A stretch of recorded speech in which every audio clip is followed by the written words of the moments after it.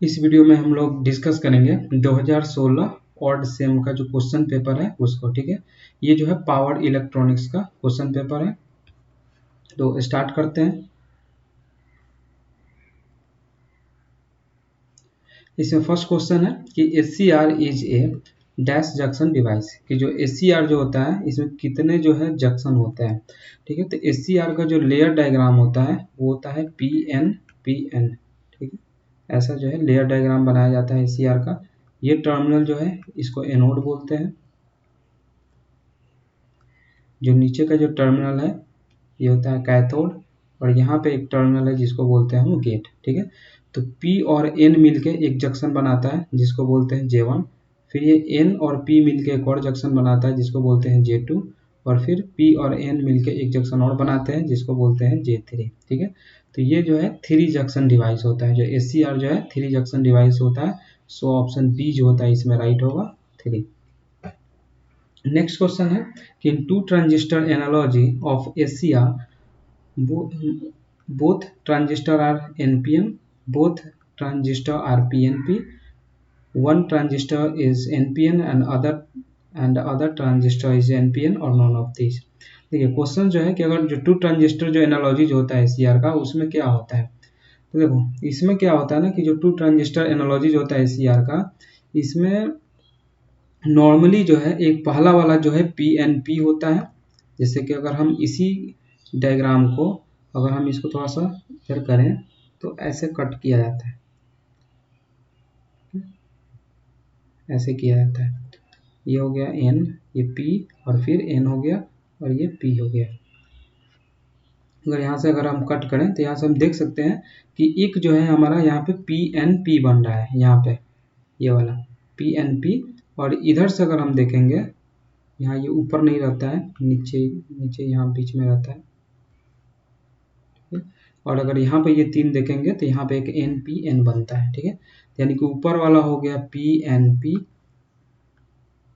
यहाँ रहेगा PNP और ये हो गया हमारा NPN।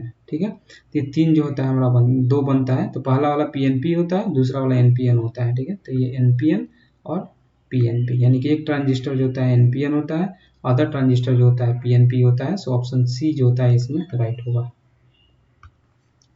नेक्स्ट क्वेश्चन है कि एक सिंबल दिया हुआ है, पूछ रहा है कि किसका सिंबल है। तभी मैंने पिछले जो वीडियो बनाया था ना उसमें मैंने ये ऑलरेडी बता चुका हूँ, तो वो भी वीडियो आप लोग ध्यान से देख लीजिएगा। उसमें उसने ट्राइक का पूछा था। ठीक है, इसमें जो ये दिया हुआ है ये हमारा डायक का है। ठीक है, सो ऑप्शन बी जो होता है इसमें राइट होगा। अब देखो इसमें ट्राइक और डायक में जो सिंबल बनता है उसमें मेन डिफरेंस क्या होता है। इसका तो ऑप्शन बी होगा, डायक होगा। देखो इसमें क्या है कि अगर दो डायोड को, जैसे एक डायोड मैंने यहाँ पे ले लिया ऐसे और एक डायोड मैंने इसके जस्ट अपोजिट ले लिया। ठीक है, ये हो गया हमारा मेन टर्मिनल 1, ये हो गया मेन टर्मिनल 2। ठीक है, तो अगर दो डायोड को हम एंटी पैरेलल में जोड़ देते हैं ना, एंटी पैरेलल का मतलब क्या होता है कि एक डायोड का मुंह अगर इधर नीचे डाउनवर्ड है तो दूसरा वाला का अपवर्ड होगा, इसी को एंटी पैरेलल बोलते हैं। और ये दोनों पैरेलल में कनेक्टेड है। ठीक है, तो ये जो होता है ये डायक होता है, यानी कि जब हम डायोड को एंटी पैरेलल में कनेक्ट करते हैं तो ये हमारा डायक बनता है। अगर वहीं पर अगर हम SCR को क्या करें कि SCR ले लें, जैसे कि SCR का जो सिंबल होता है वो ऐसा होता है, इसमें गेट टर्मिनल एक्स्ट्रा लगा हुआ रहता है। तो अगर दो SCR को अगर हम क्या करें कि एंटी पैरेलल में अगर जोड़ दें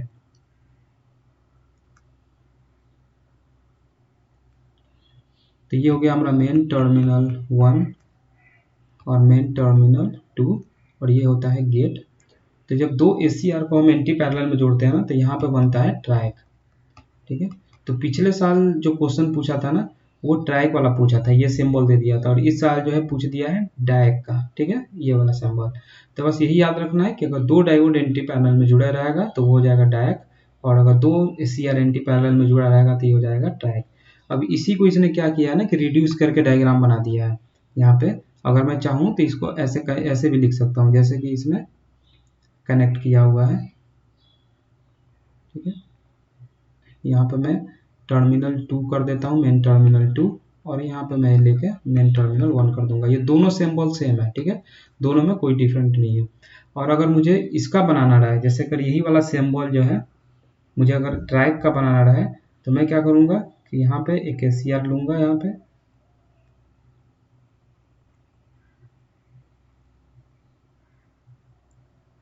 एक main terminal 1, main terminal 2,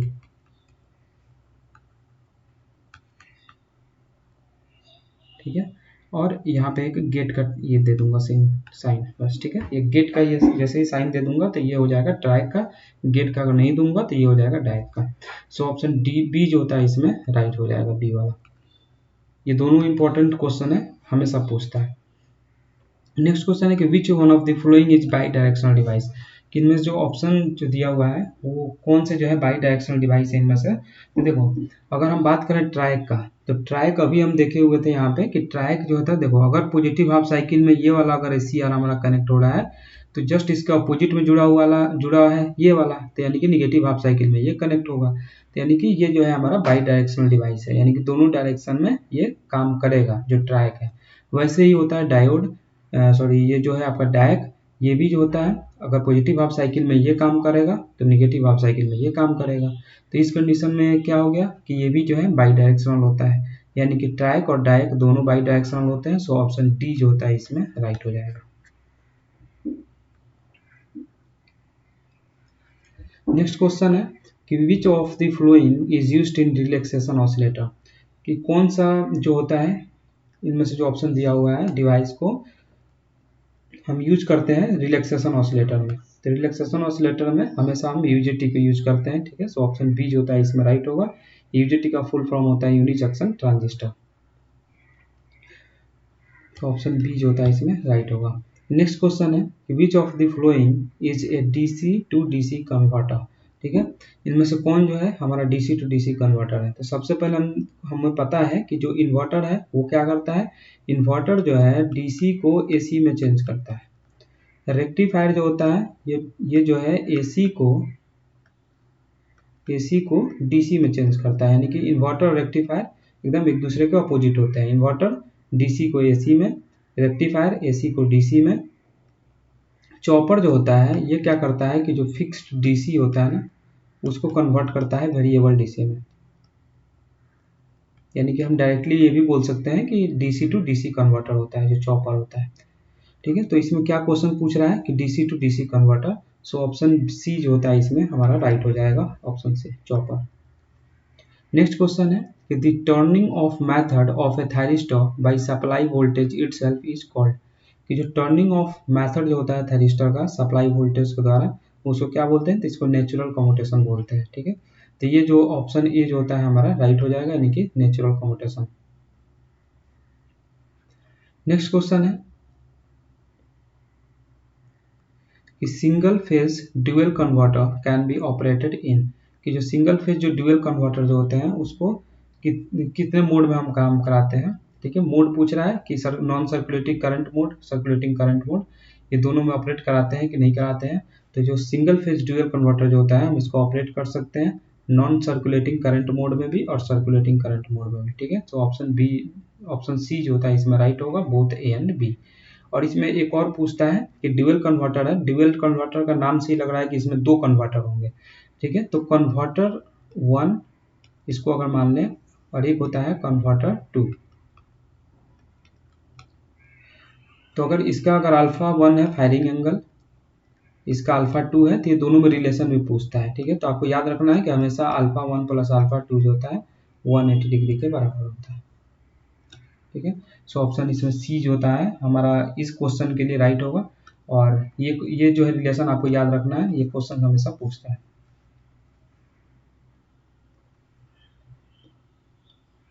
next question है कि line commutation is used when, कि जो लाइन कम्यूटेशन जो होता है हम यूज करते हैं जब हमारा वोल्टेज सोर्स क्या रहा है, तो जब वोल्टेज सोर्स एसी जो रहता है तब जो है हमारा लाइन कम्यूटेशन यूज किया जाता है।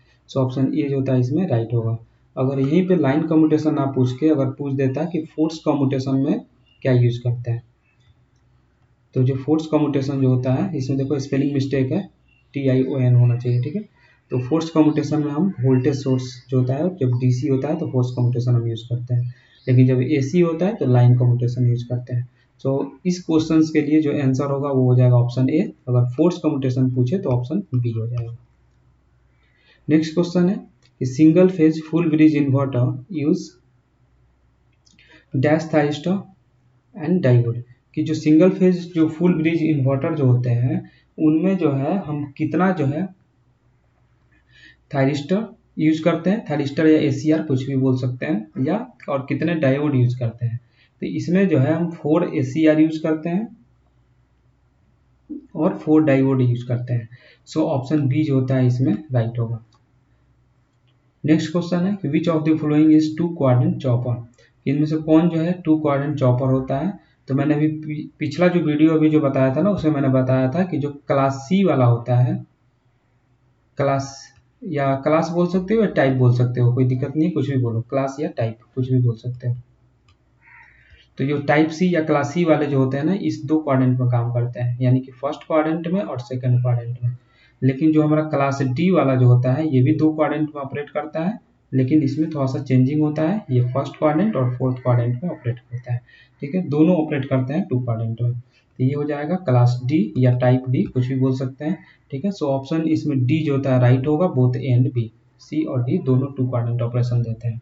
नेक्स्ट क्वेश्चन है कि DC chopper can be use to dash the fixed DC into voltage, input voltage, कि जो डीसी चॉपर जो होता है हम उसको यूज कर सकते हैं स्टेप अप करने के लिए या स्टेप डाउन करने के लिए, जो भी हमारा फिक्स डीसी इनपुट वोल्टेज होता है उसको।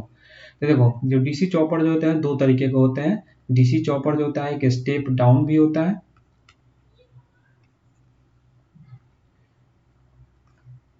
जो डीसी चॉपर होता है ये होता है हमारा स्टेप डाउन चॉपर।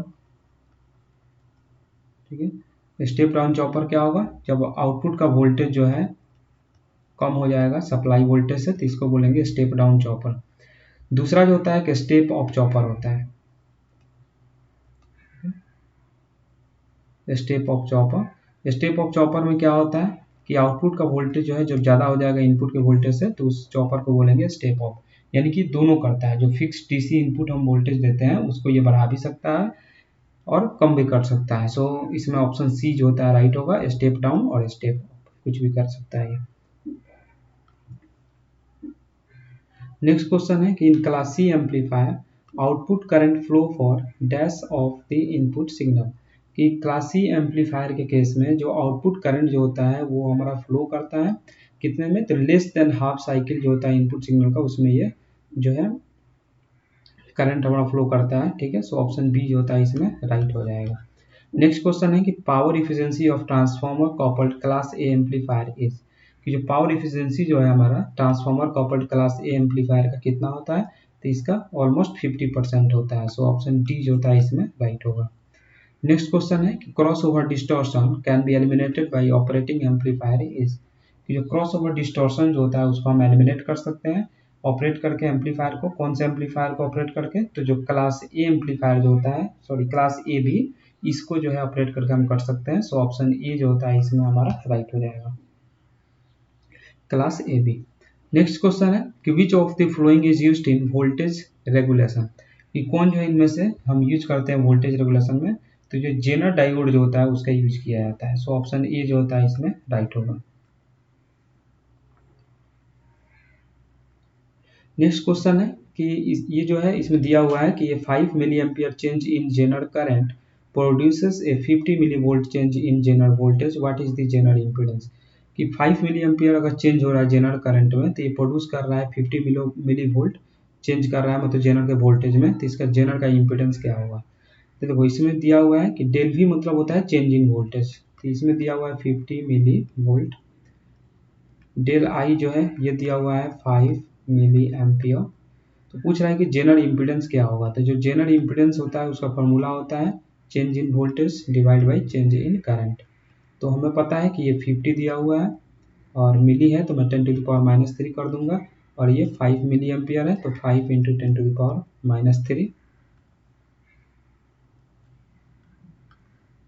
10⁻³, तो ये दोनों कैंसिल हो जाएगा, तो यानी कि बचेगा क्या, 50 डिवाइड बाई 5, तो इसको जब हम डिवाइड करेंगे तो आ जाएगा 10 ओम। ठीक है, सो ऑप्शन डी जो होता है इसमें हमारा राइट हो जाएगा, 10 ओम। नेक्स्ट क्वेश्चन है कि in separately excited DC motor the field flux is, कि सेपरेटली एक्साइटेड डीसी मोटर में फील्ड फ्लक्स क्या होता है। तो हमेशा सेपरेटली एक्साइटेड जो डीसी मोटर्स होते हैं ना, उनमें फील्ड फ्लक्स हमेशा कांस्टेंट होता है। क्यों कांस्टेंट होता है? बिकॉज इसमें जो फील्ड वाइंडिंग जो होता है मोटर में, वो उसको हम सेपरेटली एक्साइटेड करते हैं, यानी कि सप्लाई अलग होता है। जैसे अगर हम मोटर का बात करें इसमें, तो ये इसका आर्मेचर वाइंडिंग हो गया, ये फील्ड वाइंडिंग हो गया। तो इसमें एक डीसी सोर्स हम देते हैं और फिर इसके फील्ड वाइंडिंग में एक अलग से हम सोर्स प्रोवाइड करते हैं। यहाँ से जो है हमारा फ्लक्स जो होता है निकलता है ये फील्ड वाइंडिंग से। तो ये जो है सेपरेटली एक्साइटेड डीसी मोटर में जो फील्ड का जो फ्लक्स होता है, ये वाला जो फ्लक्स हम दे रहे हैं यहाँ पे, ये हमेशा कांस्टेंट होता है। ठीक है, इस पे लोड पे इस पे डिपेंड नहीं करता है, क्योंकि हम अलग से इसमें सप्लाई दिए हुए रहते हैं सेपरेटली एक्साइटेड के केस में। सो ऑप्शन बी जो होता है इसमें राइट हो जाएगा, कांस्टेंट। नेक्स्ट क्वेश्चन है कि which of the following is AC motor, कि कौन जो इनमें से जो है जो कि एक एसी मोटर है। तो इंडक्शन मोटर ये भी एसी मोटर है, सिंक्रोनस मोटर भी एसी मोटर है। ठीक है, सो ऑप्शन सी जो होता है इसमें राइट हो जाएगा, both A and B. Next question है कि which of the following statement is true for latching current, इनमें से कौन सा स्टेटमेंट है जो ट्रू है लैचिंग करंट के लिए। तो इसमें क्या होता है कि लैचिंग करंट जो होता है कि मिनिमम ऑन स्टेट करंट होता है जो रिक्वायर्ड होता है मेंटेन करने के लिए डिवाइस को ऑन स्टेट में। ठीक है, सो ऑप्शन ई जो होता है इसमें राइट होगा। जो लैचिंग करंट जो होता है कि मिनिमम ऑन स्टेट करंट होता है जो कि रिक्वायर्ड होता है मेंटेन करने के लिए डिवाइस को ऑन स्टेट में। ठीक है, तो इस वीडियो में इतना है। अगर इसमें कहीं भी आपको अगर डाउट है कोई क्वेश्चंस में, तो आप जो है कमेंट में पूछ सकते हैं। ठीक है, thanks for watching this video.